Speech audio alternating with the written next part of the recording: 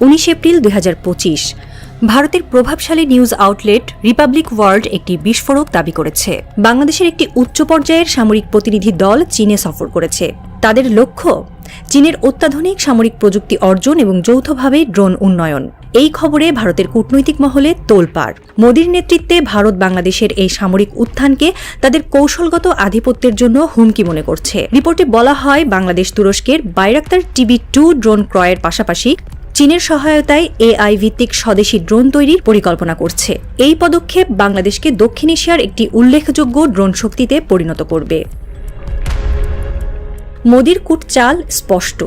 তিনি বাংলাদেশকে ভারতের প্রভাবের কক্ষপথে আটকে রাখতে চান। গত 15 বছর ধরে ভারত কানেক্টিভিটি, জ্বালানি রপ্তানি, অবকাঠামোতে সহযোগিতা দিয়েছে, কিন্তু সামরিক সহযোগিতায় ইচ্ছাকৃতভাবে পিছিয়ে থেকেছে। মোদি ভেবেছিলেন বাংলাদেশকে অর্থনৈতিকভাবে নির্ভরশীল রেখে তাদের সামরিক উচ্চাকাঙ্ক্ষা দমন করা যাবে, কিন্তু প্রফেসর ইউনুস তার এই পরিকল্পনা ভেস্তে দিয়েছেন।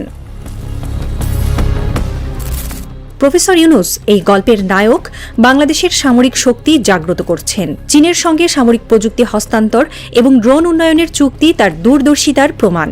তুরস্কের বাইরাক্তার TB2 ড্রোন, যা আর্মেনিয়া আজারবাইজান যুদ্ধে নজির গড়েছে, ইতিমধ্যে বাংলাদেশের ভারত সীমান্তে সক্রিয়। চীনের সহায়তায় AI ভিত্তিক ড্রোন তৈরির পরিকল্পনা বাংলাদেশকে একটি আঞ্চলিক শক্তিতে রূপান্তর করছে। প্রফেসর ইউনুসের এই পদক্ষেপ মোদির জন্য একটি কৌশলগত ধাক্কা। তিনি বুঝেছেন সামরিক শক্তি ছাড়া কৌশলগত স্বাধীনতা অর্জন সম্ভব নয়। চীন ও তুরস্কের সঙ্গে এই জোট বাংলাদেশের প্রতিরক্ষা খাতে নতুন শক্তি সঞ্চার করছে। রিপাবলিক ওয়ার্ল্ডের রিপোর্টে ভারতীয় নীতি নির্ধারকদের প্রতি হতাশা প্রকাশ করা হয়েছে। তারা বলছে ভারত সামরিক সহযোগিতার ক্ষেত্রে পিছিয়ে পড়েছে, ফলে চীন ও তুরস্ক বাংলাদেশের প্রতিরক্ষা খাতে প্রভাব বিস্তার করছে।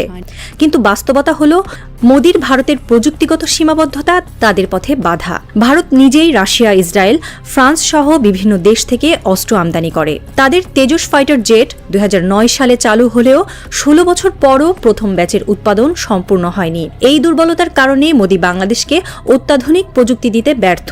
অন্যদিকে চীন ও তুরস্ক বিশ্বের শীর্ষ অস্ত্র উৎপাদক। তুরস্কের ড্রোন প্রযুক্তি যুদ্ধক্ষেত্রে পরীক্ষিত, চীনের প্রযুক্তি বিশ্বমানের। বাংলাদেশ এই দুই শক্তির সঙ্গে হাত মিলিয়ে নিজেকে একটি সামরিক হাবে রূপান্তর করছে। মোদির কূটচাল বাংলাদেশকে অর্থনৈতিকভাবে নিয়ন্ত্রণ করে তাদের সামরিক উচ্চাকাঙ্ক্ষা দমন এখন ব্যর্থ। মোদির জন্য এটি একটি কৌশলগত বিপর্যয়। বাংলাদেশের ভারত সীমান্তে তুরস্কের ড্রোন সক্রিয়। চীনের প্রযুক্তি এলে বাংলাদেশ ভারতের চিকেন স্নেকের কাছে একটি নতুন শক্তি হয়ে উঠবে। ভারতীয় মিডিয়া এখন মোদির নীতি নির্ধারকদের দায়ী করছে। তারা বলছে ভারতের পূর্বাঞ্চলীয় নিরাপত্তা নীতি পুনর্বিবেচনার প্রয়োজন। প্রফেসর ইউনুস কেবল প্রতিরক্ষা খাতকে শক্তিশালী করছেন না, তিনি বাংলাদেশের স্বাধীন পরিচয় প্রতিষ্ঠা করছেন। তিনি মোদির কূটচালের বিরুদ্ধে পাথর ছুঁড়ছেন, কূটনীতি আর প্রযুক্তির পাথর। ড্রোন শক্তি হিসেবে উত্থান বাংলাদেশকে দক্ষিণ এশিয়ার একটি মুখ্য খেলোয়াড়ে পরিণত করবে। এটি কেবল সামরিক উন্নয়ন নয়, একটি জাতির স্বাধীনতার ঘোষণা।